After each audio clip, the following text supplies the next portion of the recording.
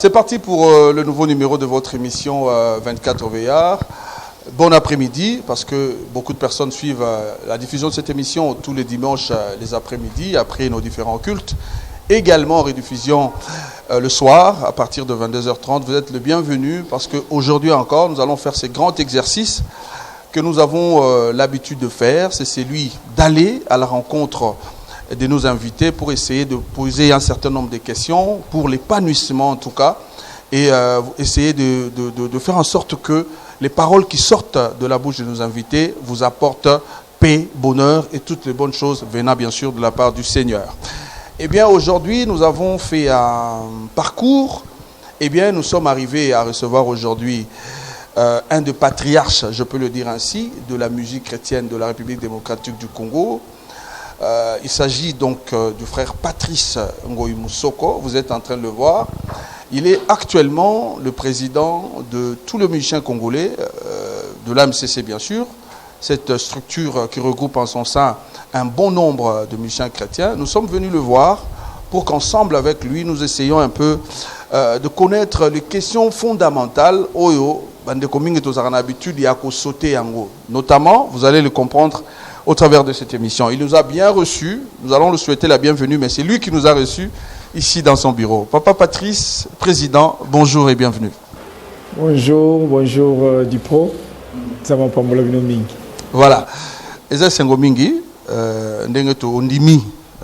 Tu as vu que Yozarana, moi censure, mot strict. Vous n'acceptez pas n'importe quoi. C'est un plaisir que vous recevez l'émission 24 VR ici dans votre bureau. Alors, d'entrée de jeu, avant que nous puissions démarrer notre émission, un mot à dire à toute l'église et à toutes les personnes qui aiment bien votre musique et votre personne. Oui, M. Bangoni. Oui, tout le monde, je vous aime beaucoup. Et vraiment, je sais que la joie est partagée, mais en particulier, Ngamou Nazane Sengo, Yakoyamba, émission, il y a les 24 VR.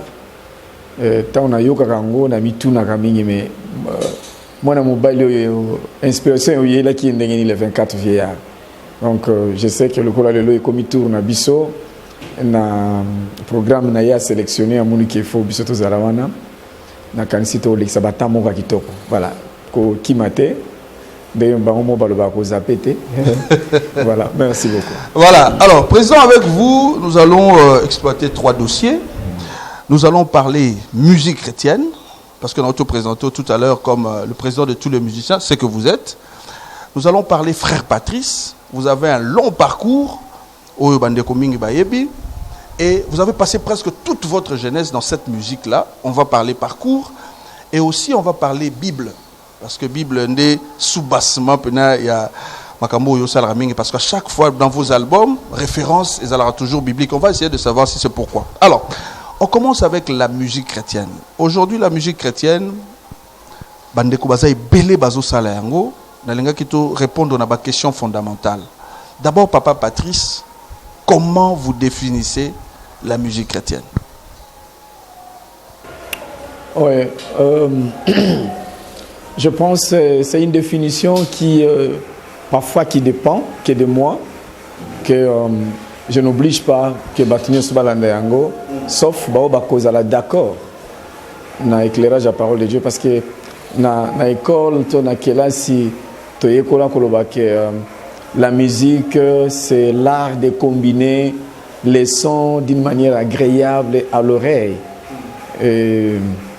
Ça s'appelle que la musique est l'art de combiner des sons accompagnés de la parole de Dieu d'une manière agréable à l'oreille.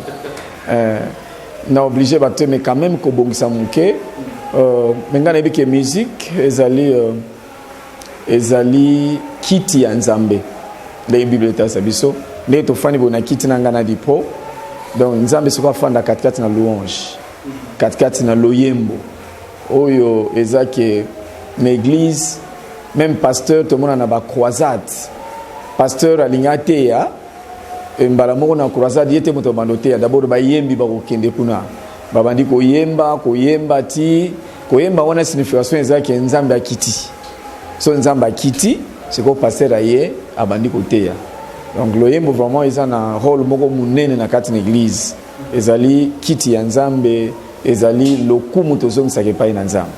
Voilà, tuna kolanda définition na yo nga pe na sepeli nango makasi na yo ki kombo ya nzambe na yo ki kiti ya nzambe na yo ki nzambe avanda ke pai louange na adoration ezali. Ce qui revient à dire que moto akosala yango esengeli pas à la sélectionner.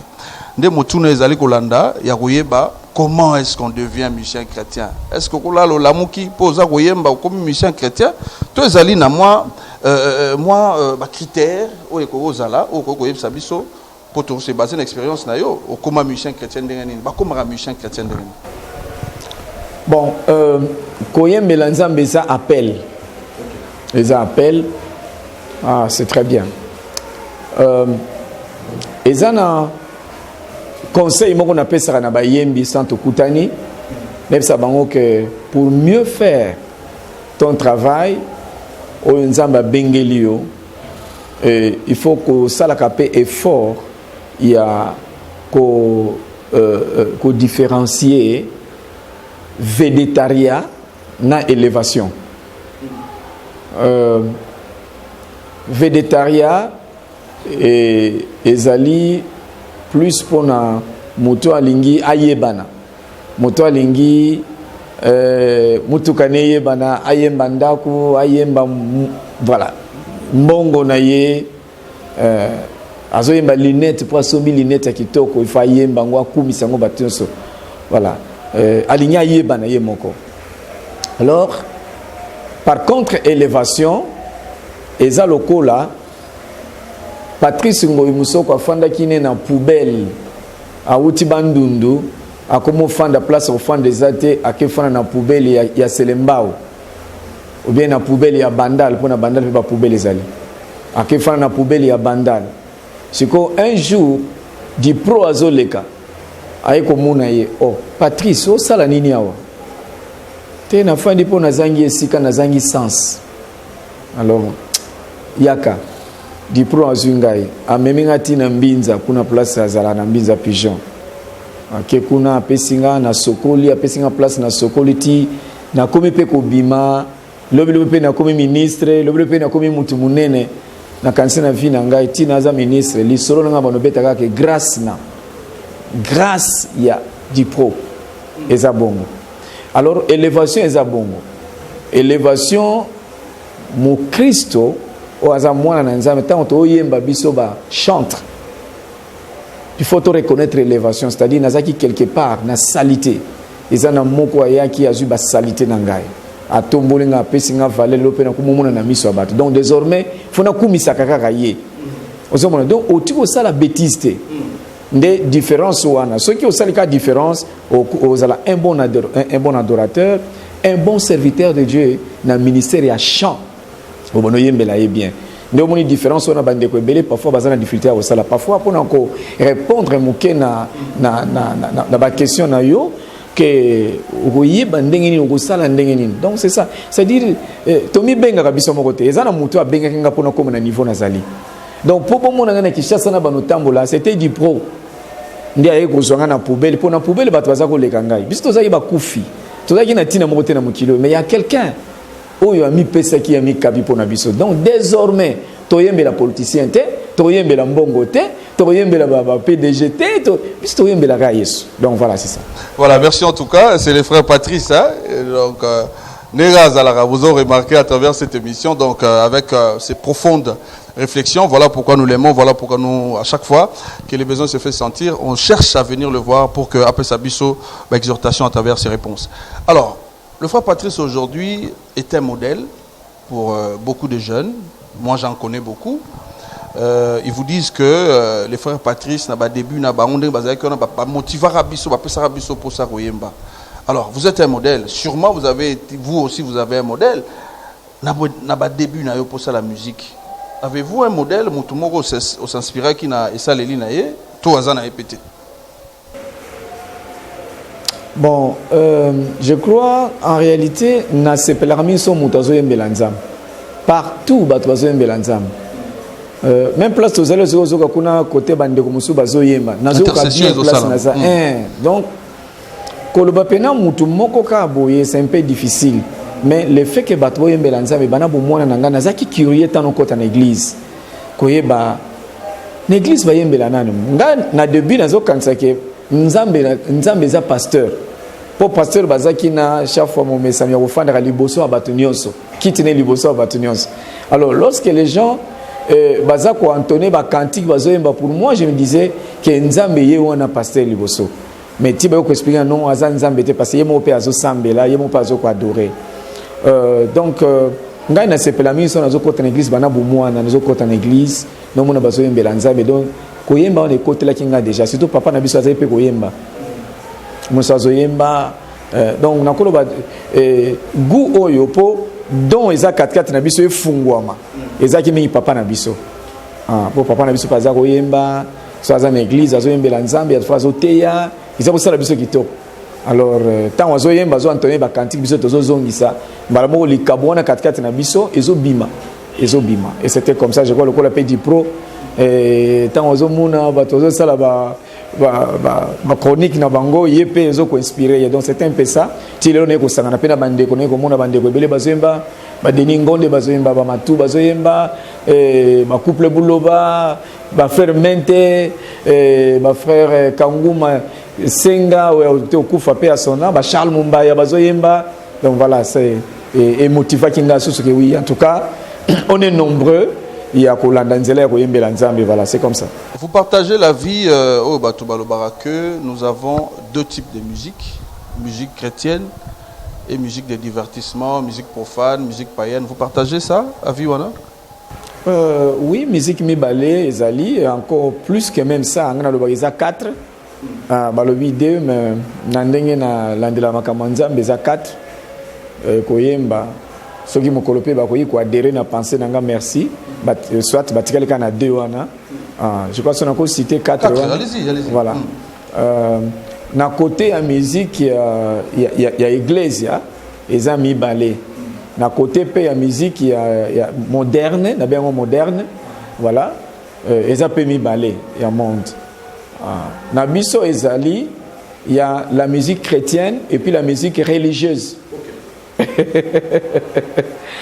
C'est-à-dire musique religieuse et la musique moko pas forcément bazoyemba maloba na nzambe bakoyemba pe philosophie ya représentant légal na bango. Par exemple biso l'église Songolo à part wana bazoyemba ba décision ya ba réunion au conseil na bango ezui que désormais biso l'église par exemple Patrice Ngoyi Musoko pour atanga komba batute tozape boye mais qui n'a rien à voir avec la Bible. Alors ça c'est la musique religieuse, mais la musique chrétienne ezoyemba kaka au Bible lobby. C'est que dit la Bible, parce que la religion est le christianisme. Nous chantons le christianisme, donc on a 2 sortes de musique. Alors la musique de l'autre côté, musique on a permis ballet. Il y a la musique satanique et puis il y a la musique moderne. C'est musique, c'est comme dans la classe civisme, éducation civique, morale. Par exemple, bakoye manzembo bazoyemba pona savon. Bazemba pobo mela ba ji bien ba pese kombo ya ji moko boye. Hein? Kombo ya kisi moko boye, parfois bayemba pona moustiquaire par exemple. Eza mabete bayemba parfois ko bois ka matiti na nzela te. Eza même pas une chanson chrétienne ni encore religieuse, mais au moins. Vous m'avez même dévancé, hein, dans ma réponse au PC, et souligné Makassi, donc enchaînement est normal. Ouais. Je revenais à poser cette question. Il y a thème nini toroyi ko exploiter na kati il y a musique chrétienne. Est-ce qu'un musicien chrétien ne doit chanter que la Bible ou un musicien chrétien vous venez déjà de répondre à cette question. En tout cas, un grand merci pour cette complicité.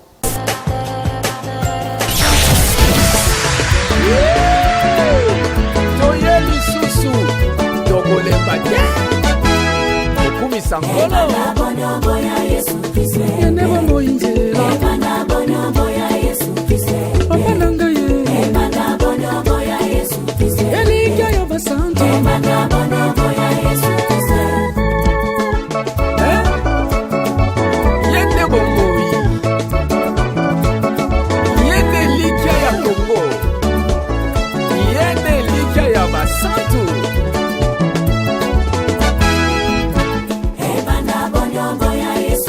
Opesi na elonga, opesi na lobiko, opesi na esengo.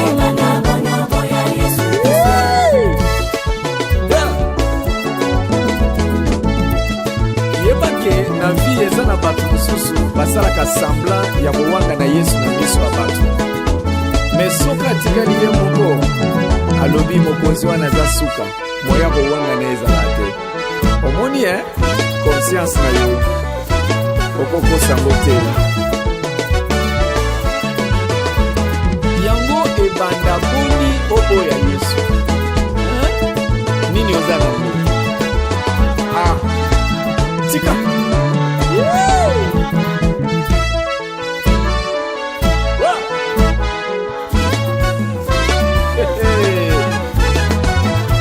Oh, bakendaka eglise po bazangi mbongo. Bongo bato bazana mbongo bayaka na eglise baya olugani. Opesi na elonga, oyo apesi yo pema. Mama nanga ye. Oyebi hypocrite asufraka na maladi mibale. Ya liboso koluka elongi oyo akende kokoselela ba. Ya mibale bongo mokolo bakoyeba ngai ke nakosa ekozala ndenge nini. Omoni? Mateli ya eklesia, mosungi ya mboka Kongo, mobuni pe molongi.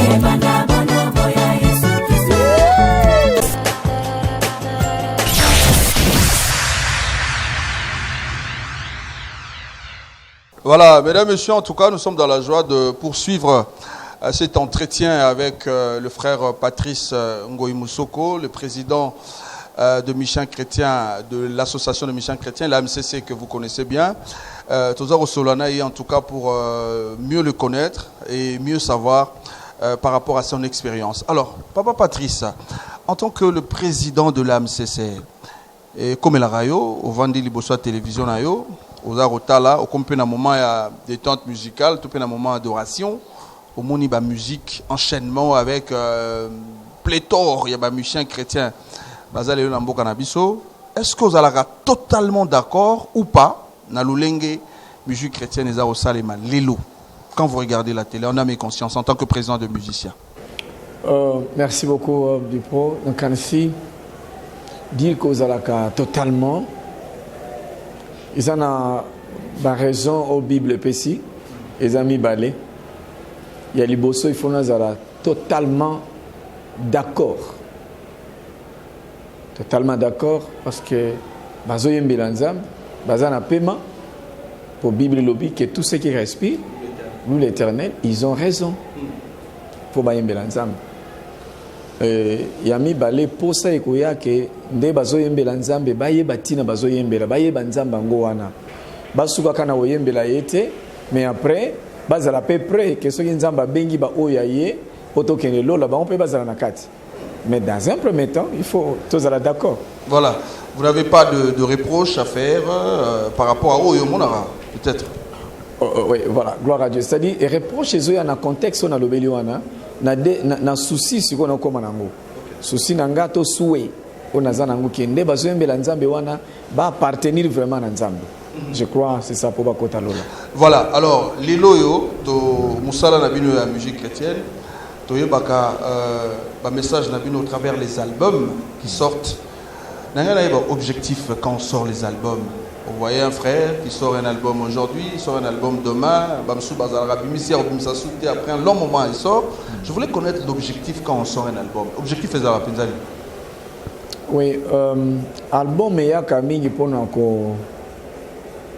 faciliter. Bateau yo bazana tante ya kozalana yo église place oyembaka. Bape batfo ba bika na maloba wana parce que malobo zo yemba izo bikisa bato mais bango baza musika alona yango mayele wani fuya ya ukota studio po ete bango ata musika na ba fin fond ya mboka to ya mukili ba yoka pe message wana o batusu bazoko bénéficier na kati l'église ezarande voilà na ba raison wana. Voilà, merci en tout cas. On va prendre donc le deuxième dossier, ou soit la deuxième partie de cette émission 24 OVR avec le frère Patrice. Là, c'était un prélude. Nous avons parlé donc de la musique chrétienne. Papa Patrice. On va parler de lui maintenant. Il y a un deuxième dossier. Vous allez là en haut. Frère Patrice a la casquette ébélée. Azali musicien chrétien. Azali parent. Azali peut d'un auto-présenté président de la mission. Est-ce que c'est facile d'être frère Patrice? On a la casquette ni merci. Étant donné que Zanzambe Moutapesi Yango, je crois que c'est facile parce que la Bible dit que eloko eza pasi pour mutu eza ko servir banzambe mibale. Servir 2 mètres à la fois, en tout cas eza facilité. Oko ya kaka. Mais Patrice Nguyu Musoko azana 2 mètres te. Azana na mètre moko, yepe Moutapesi ba attribution wana nyonso. Ayebi ke na 9h na ko utiliser yebo en tant que papa. Na 10h, 11h, boy en tant que musicien, artiste, chanteur, et ainsi de suite. Je crois Nzambe yemo ko compliqué ngati. Que à la fois il sanga ka lelo fona zana kitambo, fona zana kingasani na 9h kawana. Non. Je ne peux pas me compliquer parce que yé mutaza mettre à temps, je veux bien que na ko la partout et le Saint-Esprit. Voilà. Le répertoire de frère Patrice est costaud. Au bandi, le bandi de l'émission, que bandi très jeune, je me rappelle, dans notre la vidéo, vous avez on a pink. Les lots, vous en avez. Oui. Alors, la musique du frère Patrice également a évolué avec le temps. La musique que le frère Patrice jouait autrefois quand il avait description à Soukebele. C'est la même personne, mais votre musique a évolué avec le temps. Il y a certaines personnes qui disent, je crois que comme il a payé, frère Patrice, il y a Kala, non, frère Patrice, il y a Lelo. Alors, tu as téléspectateurs. Na frère Patrice, il y a Kala, na frère Patrice, il y a Lelo, bien que ça mutumoko, oh ouais, bolingara mingi. Ils nous ont répondu. Donc, gardez d'abord réponse si vous reconnaissez cette évolution, na frère Patrice Yakala, na frère Patrice Alelo, oh wapulingara mingi, bien que ça bon, na musala o nazo sala, nazana ba leçon ebele, même on a ibsaka ba Jaël chaque fois que nzela nzambe to landeza pe école. Oya koma na top azati tozo yekola kaka na musala na yekoli ke na nazana ba génération mibale nazo kamba na musala ko yemba kande o différencier bango wana ezana ba mususu o ba yeba kanga ba bongola ka mitema na ba rythme on nazako sala liboso kana synthétiseur ya pamba na guitare kaka parfois synthé kaya po bien guitare ya pamba guitare acoustique ba o wana bazali bana posa ba natika la ka bongo po na bango eza déjà nostalgique etikala bongo et puis lolenge oyo nzambe ayeko permettre que na bakisa ba instrument mususu ba ope baza gagner na eleko oyo bazali balingi penatika la kawana des problèmes naza donc na nyonso no mona pena mabete mais sagesse faut ezale pa na ngai koma na banda ko satisfaire bango nyonso na ndako na naza na bana mususu balinga pondute banso balinga ka mbisi mama ne atumbela ya kotumbela bake penati na fleuve bakeso mbisi ya kotumba ye ya kolamba koliati mais le kola bango no baza bana ya papa Patrice Nguyu Musoko il faut ko satisfaire besoin ya moko na moko. Donc, de voir ce que tu as pananga ke nzamba bano pesanga mayele ya kosala musala mutu na mutu a sepela. OK. Objectif est que ayo kamaloba na nzambe abongola mutema amona nzambe vraiment na vie na ye. C'est ça. La réponse, je donne la réponse au bandero pesinga. Sur 20 personnes, 17 personnes, Baponi, frère Patrice Akala. Et vous apprenez? Toko sunga bango kaka guna bango nezalaka bongo kona zali nayebi na mayele nzamba pesinga na za mesure ya kosalaka o wana balingaki wana e kosalema ba ope mo ndambo ata mibale oyo bazo se retrouver ba bongo le mitema na lo lenge nazo yemba lelo toko gérer bango pe kaka pour que bakoya te. Aujourd'hui au lobby aux okinde ba studio à Minene, autrefois ils avaient à Sainté. Je veux un peu la petite histoire. Ça s'est passé comment vos anciens albums? On doit enregistrer dans ba conditions. Wana tuzoe ko enregistrer mona ba voilà na ba radio bazo benga nini radio moko sharp ezaki ya ba cassette. Alors ba tshela biso na possibilité okoko ko ta micro wana ba micro plastique ote ozo la oya micro plastique ote obandi ko yemba puis enregistrer kitoko naza kuna ba modèle soki naza après sona ba avant na question na bimisango potala ba marque wana parce que ezana ba garda comme souvenir. Oui, comme souvenir les alliés. Nazako kana kuti mukolo na ko m'organiser na benga na quelques collègues musiciens et puis na communication na biso ba accompagner ngati na kinotika ngona musée. Fanatika na musée za la kuna bano babandoya un jour ba kena rotala ainsi de suite. Donc biloko na no ces alliés on azo salela musala na ngai na linga kuti ba pangusa ngote comment na ba poussière bongo ba synthétiser ya kalawana tout. Voilà, on va demander également sûrement la chargée de communication, elle est avec nous dans les coulisses, hein, que quand le moment arrivera, Acha 24 verra la liste et on sera bien. Alors, président Patrice, on a écouté vos albums, beaucoup de personnes, Balingaraba Foucault, Nayo, Balingarapé Cœur, oui, ça, Maralbanzimbo Nayo, mais ce qui nous a plus tiqué, il y a des messages que vous faites passer dans vos messages, dans vos chansons. Genre, par exemple, Sokolingyo Kende Okoma, Kende Nabatu. Il y en a plein, Natanga Moko. Est-ce que ce message-là, c'est quoi le rôle? Il y a un message au Tiara Nabanzembona. Le message, nous, c'est pas dans la Bible. Le problème est parce que tu vas dans la Bible. Si tu as la Bible, tant que tu as un message, on a un côté de la Nzamba, tu as un loba awa. Si tu as la Bible, tu as Amen, Amen, Dipro, Nini, Amen. Kete, makamalobi on eza bongo na Bible. Patrice azora maloba moko libanda ya Bible te. Objectif ya message wana ezali nini po e fandisa susu mutu akoma conscient na nzambo ya zoko adorer na ngai. Parce que tango nazoyemba wana e memo tenetre ozoyemba na noko na biso bandoko na biso bazamingo bazako beta musique tango akala bazali.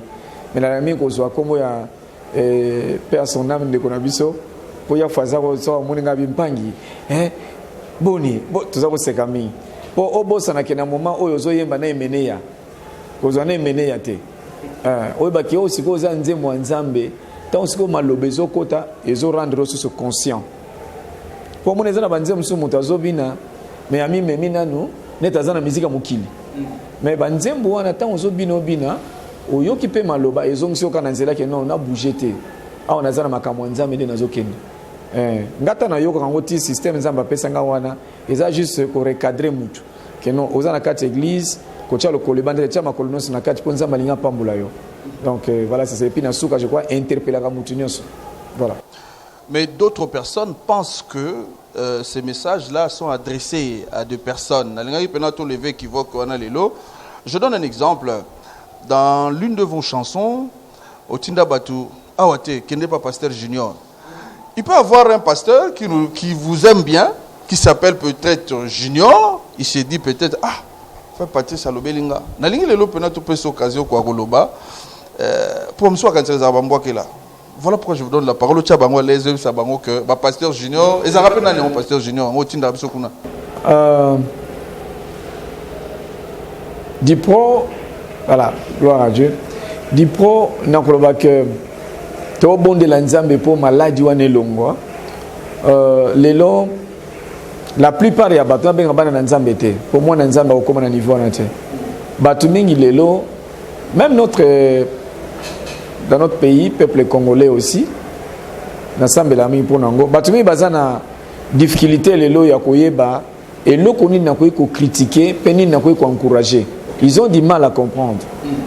Ils ont qu'on a le politicien moko que les mal années pour un beau cannabis de l'eau que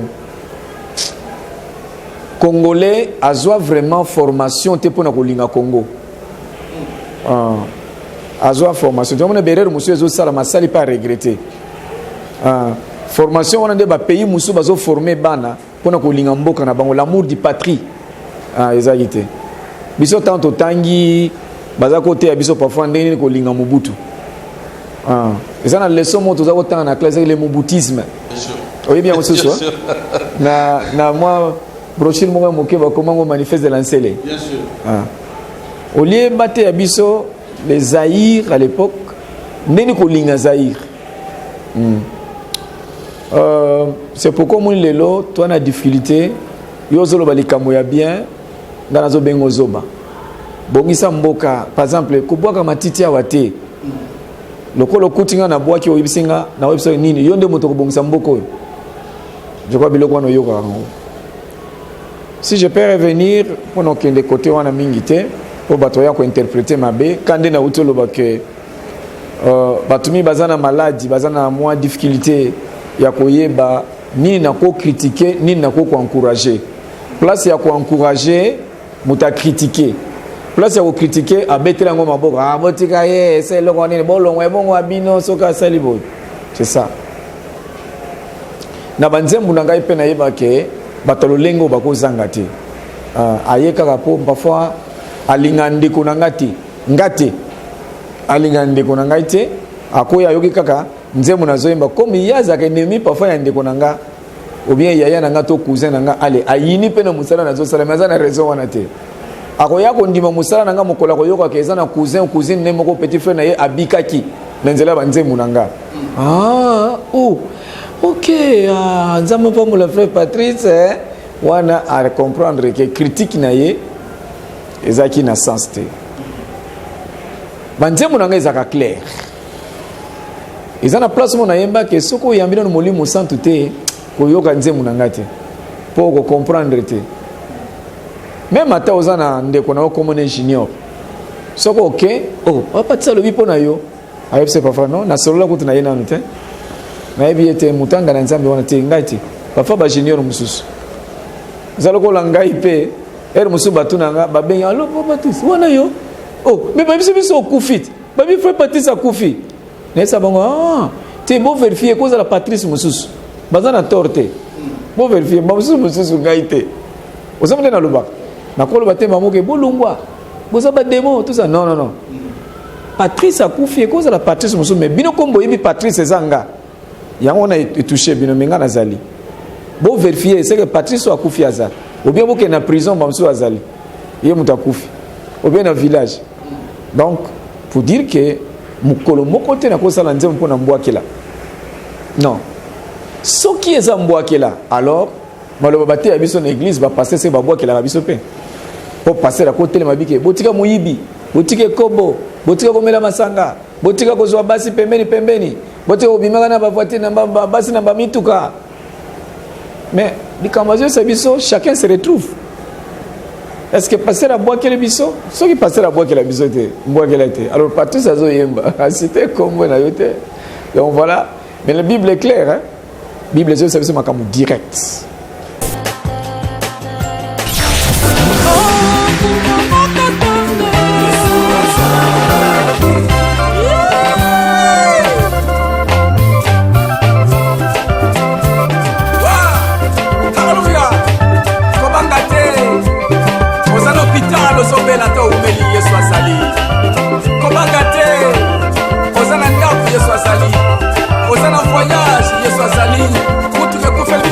Yesu azali na prison Yesu azali Yesu bakakaina molote Yesu azakuna yekuta vita kabata kana minui mama uzana problema kokota Yesu azali okozwa mwana Yesu azali namboka mobimba Yesu azali ozoluka mosala Yesu azali ozoluka voyager Yesu azali haleluya na libota na ngai Yesu azali boyekambiko Congo, Olembate, Batu, Susu, Alibanda, Babike, Yesu,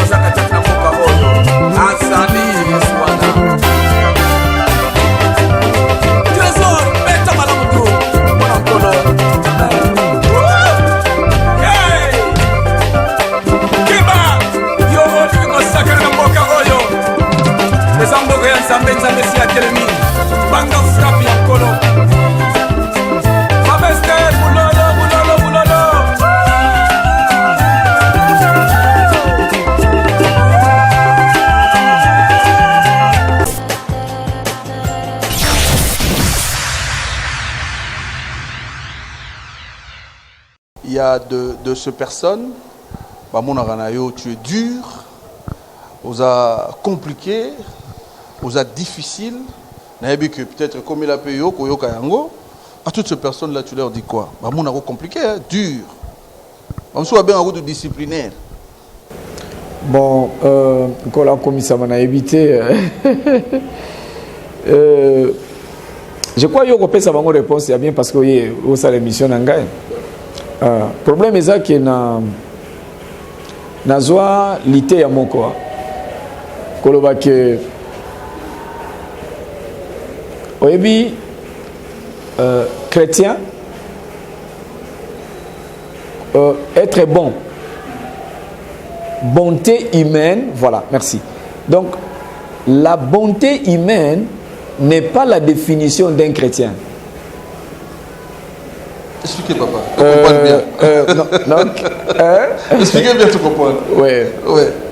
C'est-à-dire, au komona mutu nanzela, akabola batu mai, akabola batu bitabe, akabola batu nguba na mbongo. Ah, ule mutu aza chrétien, hein? Non.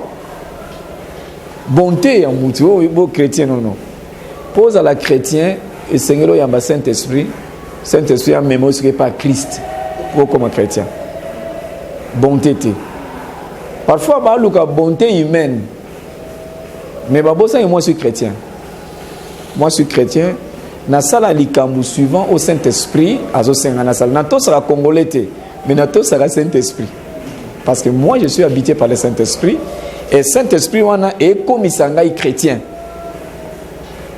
Parfois, on voit que Patrice, ce qui est pas Patrice, tout le monde est tout ce que c'est ça, les sous montés, c'est que 1000 fois de bolingi. Mais il y a un côté européen, Sabino, nous est là pour bien que non, Patrice, comme chrétien, comme moi, nous pas comment c'est que pour avoir difficulté, à comment ça. Non, ce n'est pas ça.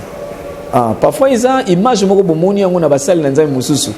Na moi légèreté, moi comme Christ, ça c'est 4 na bango. On a légèreté.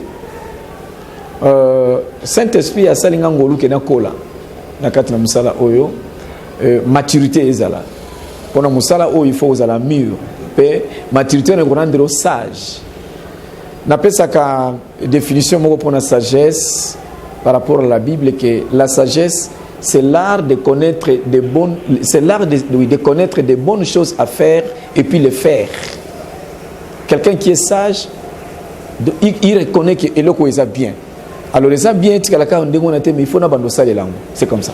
Moi, je suis chrétien et je suis sage grâce au Saint-Esprit. Alors, naza difficulté. Naza penalty aux la difficulté parce qu'on a commis difficile, on a orgueil. Déjà, mboumaya Satan et coach 4 nangai. Mais il faut la simple. Mais il faut éviter du procès que ça m'a kamoko mabe.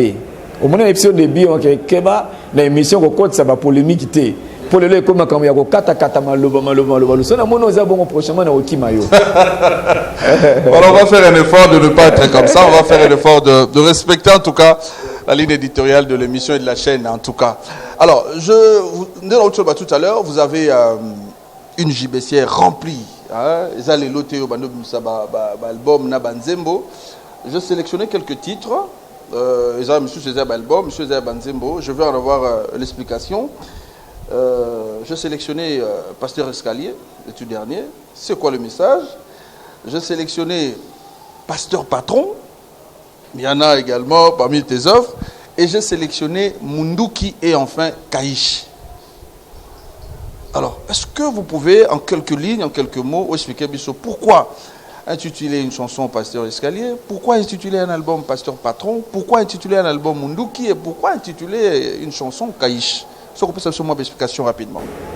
Il y a les Monsieur Ezali, Pasteur Escalier. Gloire à Dieu. Dipro, je crois qu'il y a bien escalier là. Escalier, Zagami, n'a pas immeuble. N'a pas immeuble, surtout, ils ont un niveau ébélé. Il y a l'escalier.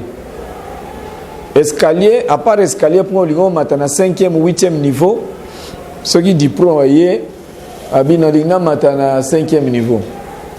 Escalier, c'est un Nazawa. Aucun escalier, pour nous, maintenant 8e. Marche à l'Iboso, escalier, c'est Matelanga. On m'a dit, Matelanga, puis mosusu ya biso mateke na libumu ti ozokene marche ya liboso etikali kana se e olando ti mokolo immeuble kokweya marche wana liboso etikala jamais komona 8e niveau mais zana chemin mosusu oyo kokoma na 8e niveau komona ngo ascenseur soko mati etuni ozokende wapi na 8e abitokende ufinika 8 oh boko na ye logo et zo kita beto kita mais bon mati boké alors phénomène on a l'église ezali na l'église na ba pasteur musa je sais OK bino bolanda ka on zo te ya bino bokende mais on zo sala okota te escalier OK on comprendre passer escalier Alex abaninga nzela ate ya kitoko mais tala vie na ya en privé omona keza normal te ndeye wana nzembo nanga nazoloba dipro pardon ke no kata maloba nanga to ke chango soki pa na natiki yango ka ndenge po maloba solo be moni ba ke chango soki na mutu abatini ni okolo nazo yebisa ye ino bokomi drôle fona ye ko la pe makama so bokata ka ndenge na ye ndenge na Jael na ba de wona ba laksanga na ba Jael sunga papa ba montage c'est pas facile c'est la victime makambone belé na komo mona partout donc ba katika ka oh na okata te papa na okata te ucha sisute alors l'église ça na bato aboyi bazami ba pasteur bazana escalier donc oko décourager pe oyo ka vraiment so te yo maloba na nzambi kitoko mais obimika wana eshili esili omona ke bato mibale na o aza kote ya mosu na oyo voilà nde na katron so yo ke koloba peke okoyoka likambo tolobi ke métamorphose tant tanga na kelasi ba cette métamorphose ezalo lenge mibale ya nyoka na ya papillon ya nyoka na ya papillon papillon d'abord ebanda chenille soki asali métamorphose akomi papillon apumbwe libelaki akozonga so chenille te mais nyoka soki asali métamorphose atikali ka nyoka kuta komi susu très dangereux ke koleka liboso ya on a tuni ke par hasard moto akambaka bino liboso wana asala métamorphose ya nyoka te ndenge makambo bo te pasteur to ote okeno ça te wana en tout cas moi je comprends ngo ezali voilà merci en tout cas voilà ya pasteur escalier oui et puis tu n'es na kata nzembo wana tout temps makambo ba pasteur voilà on a tout tini ba douane de voilà na nzembo on comprendre alors pasteur patron aza pasteur oyo aza lolendo o na ndako to yaka mukolo ndako wana eza pasteur teza Yesu Kristo mais pasteur azo konza azo lekana même ba niveau oyo ya mukolo église eza Yesu à tel point azo bossa na même koloba même pas autre ndena bande église na teka sapato bino bozalate c'est-à-dire ko reprocher ne loko mokote un passé patron un intouchable parce que yeba yo moko na entreprise patron yo ko reprocher patron te le bana ba pays moko développer bandimaka parfois que ba membre na ye ba subalterne na ye ba yebse mabe place ezali mais généralement dans l'église preuve manque à respect il y a temps hein l'église au Kende boyemoni ba kati ko yemba pour pasteur azokota botele mabino nyos poto yamba pasteur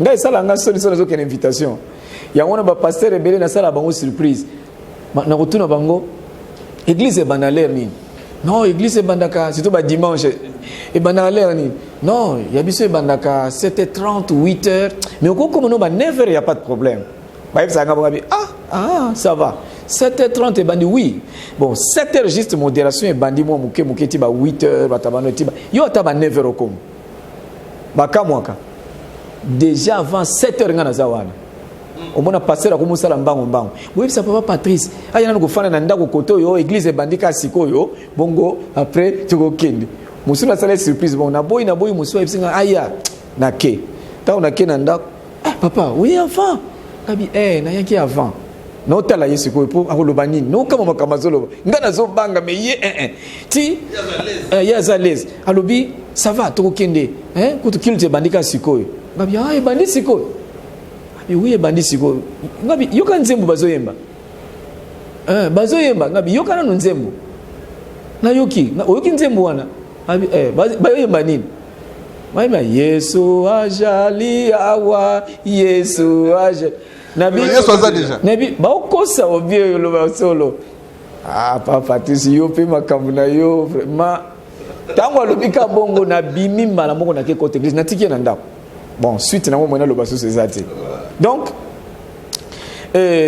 pasteur patron azam a passé moko matata c'est nous naza patron l'église alors tango zo ya retard na kati église modérateur pe a hôtel bisabato botika hôtel manato yamba pasteur bien allez orchestre bochanze moi chaud pour pasteur azokota sikotan pasteur azokota millions bozo telema ngapika telema nanga na hôtel mananga na boy nanga problème mais problème est-ce que pasteur ozo ba keti ozokota na Yesu pas azotelema kwa yamba yo parce que Jésus est avec nous vous comprenez le quoi est-ce que premier ministre akokota na kati ya réunion ya gouvernement akoti après ministre moko mususu ayiko kota na retard pe na premier ministre na ba ministre batelema po ba yambaye mais vous avez malédiction donc on ne va pas passer le bel bazaka maudit ba yebakate bazana malédiction azote na mais tu as une malédiction tu n'as pas de respect envers Dieu au kota ka retard Yesu si akota ki kota pe atana kimia tena mamaye le poke o senga pardon nzambe limisa na côté retard tu exiges le modérateur que nalina kota bone ba mama wana ya muziki 100 kg si ba koti déjà ba tata ba partenaire si ba ye bon ça ba yete ka soyate donc on décourageait déjà des kills donc tu es passé patron mais monsieur Zarabango déjà modérateur ga yemo à télévision non modérateur ça chef de l'église OK, on va changer le comportement là. Le frère Patrice l'a dit tout à l'heure. Ouais. On termine avec Mundu qui est Kaïch.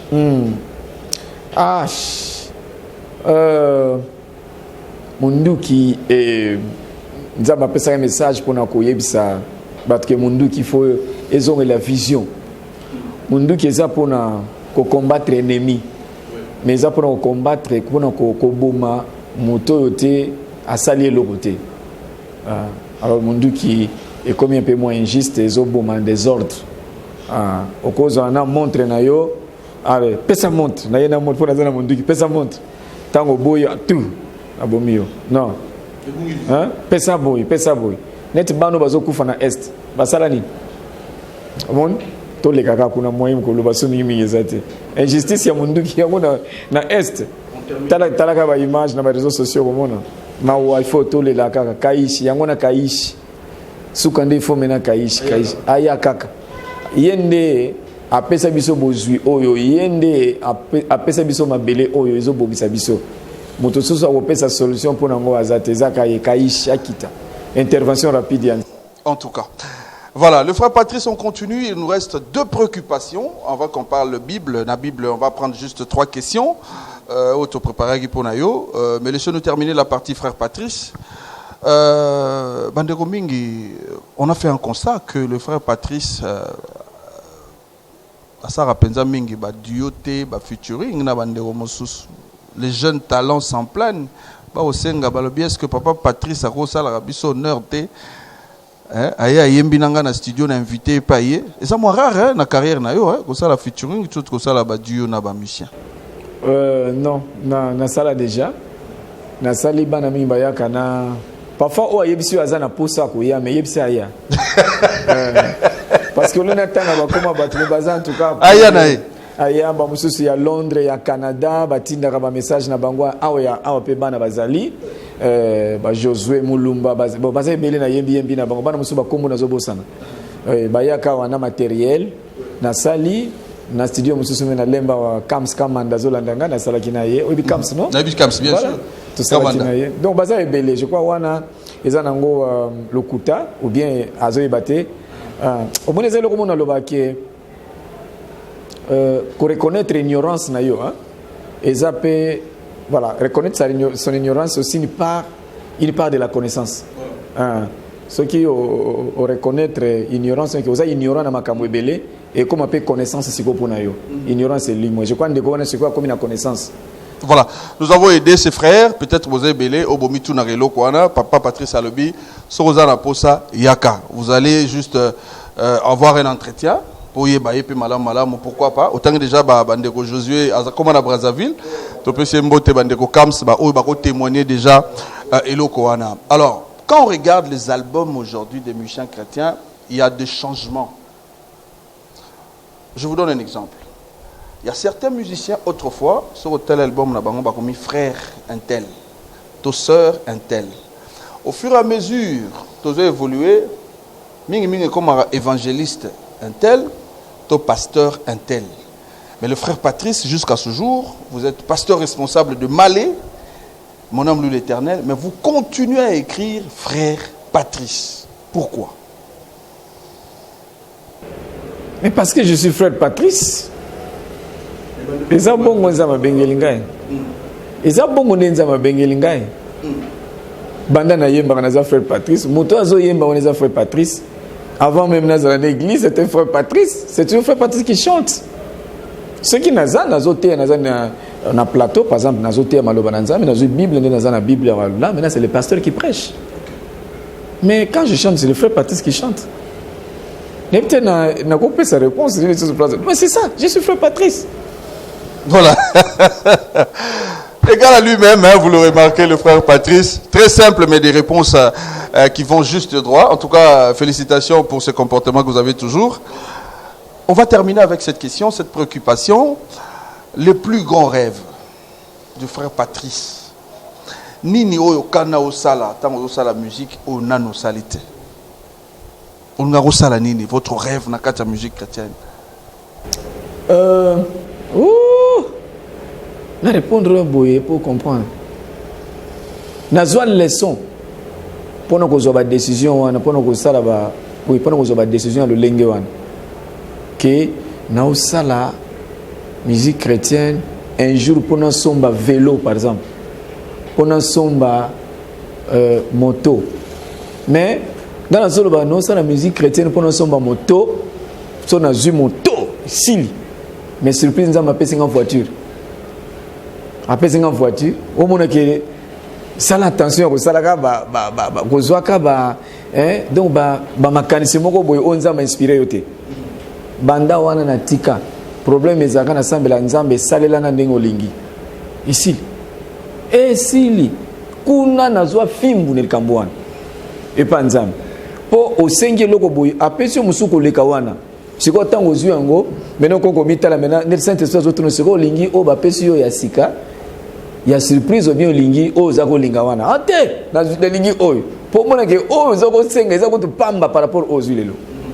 Donc nzela o ya nzambe to kendaka de progrès en progrès. Nzamba zana ba surprise du proneption ko zala pressé na nzela nzambe te. Yango na place mo otolo bawa na yemba na lobinze mo ketala. Na nzela ya musika, voyage ya musika. Soko za pressé kende yo moko. Po pressé o kosuka.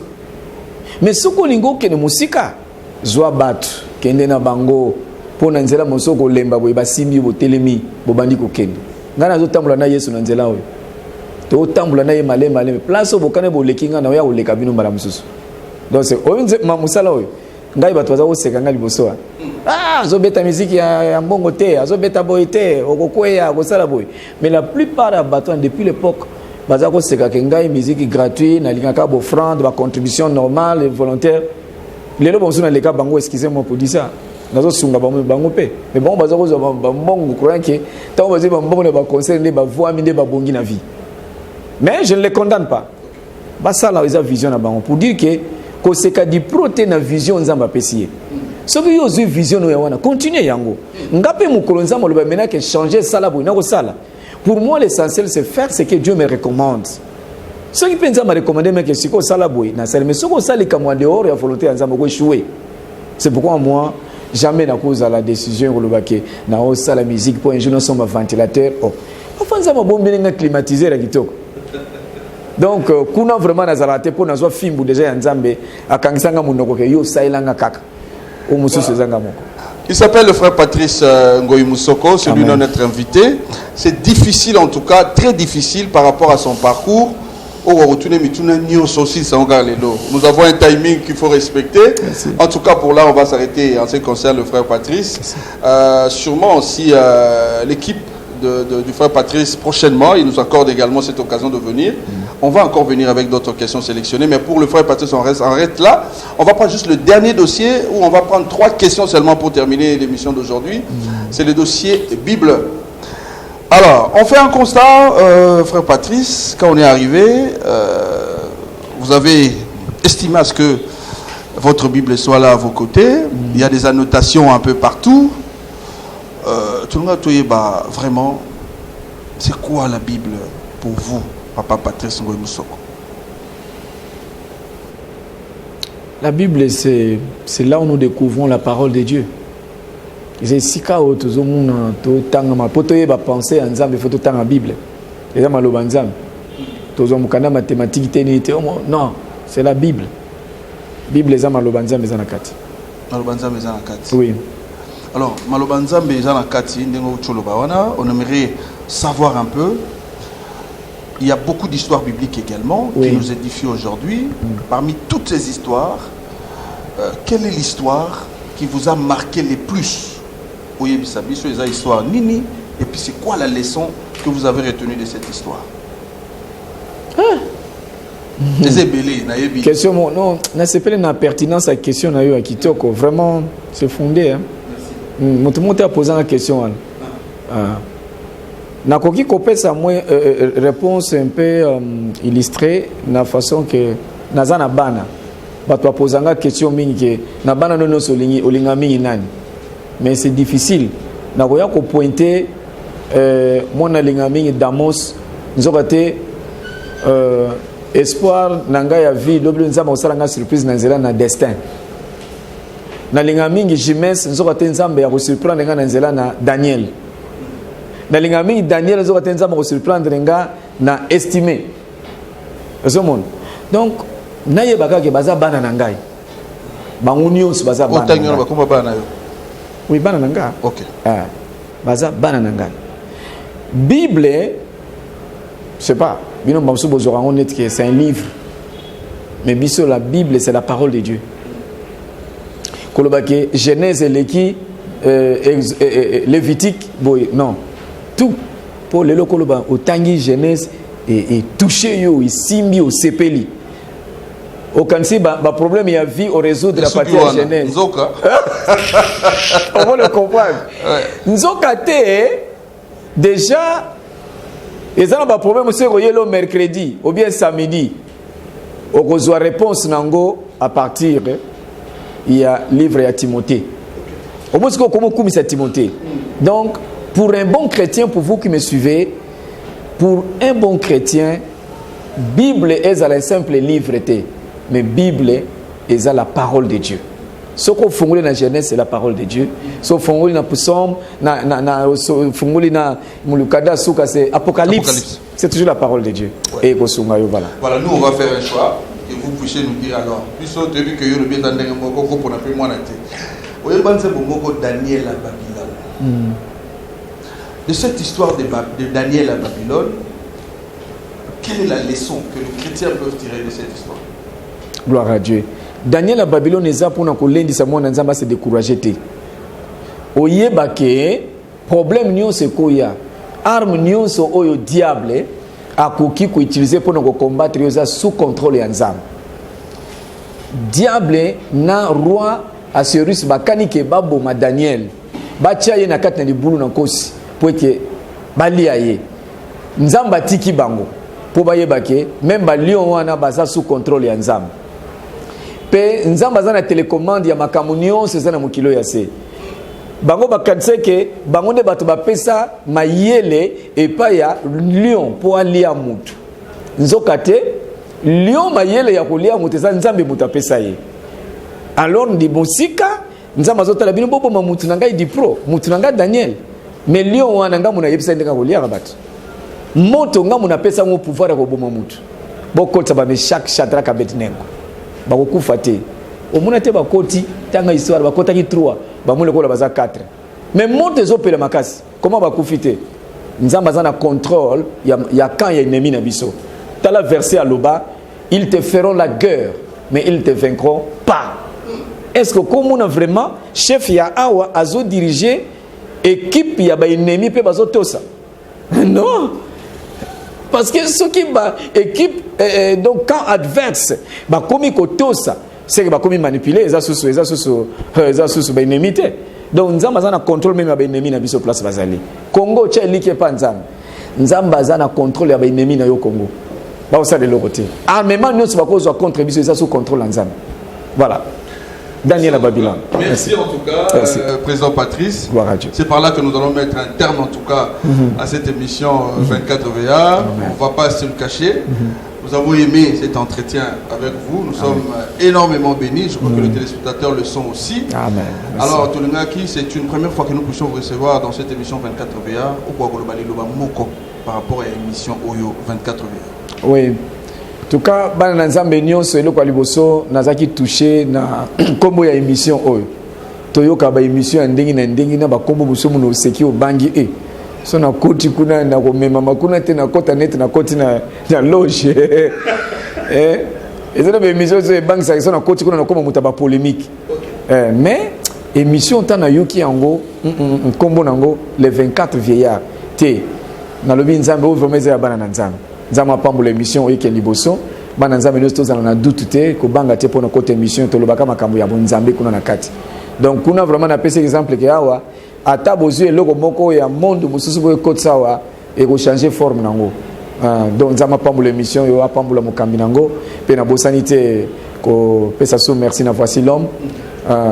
De konanga na linga mingi lui c'est un pasteur frère. Dans le Nazoraï bongo c'est mon frère. Merci beaucoup. Voilà, merci également aux fidèles téléspectateurs. Nous mettons un terme à ces numéros d'aujourd'hui réalisés comme ça avec le président de l'AMCC, le frère Patrice Ngoï Moussoko. On dit un grand merci à la sœur Jaël qui est là, qui nous a également facilité aussi le contact. Nous vous disons un grand merci d'avoir suivi cette émission du début à la fin. Nous vous promettons que nous pourrons également, si le frère Patrice nous ouvre encore cette porte, on reviendra encore pour vous poser un certain nombre de questions. Merci, suivez cette émission en diffusion tous les dimanches à partir de 15h et la rediffusion c'est tout le mercredi à 22h30. En tout cas, que Dieu nous bénisse. Au revoir.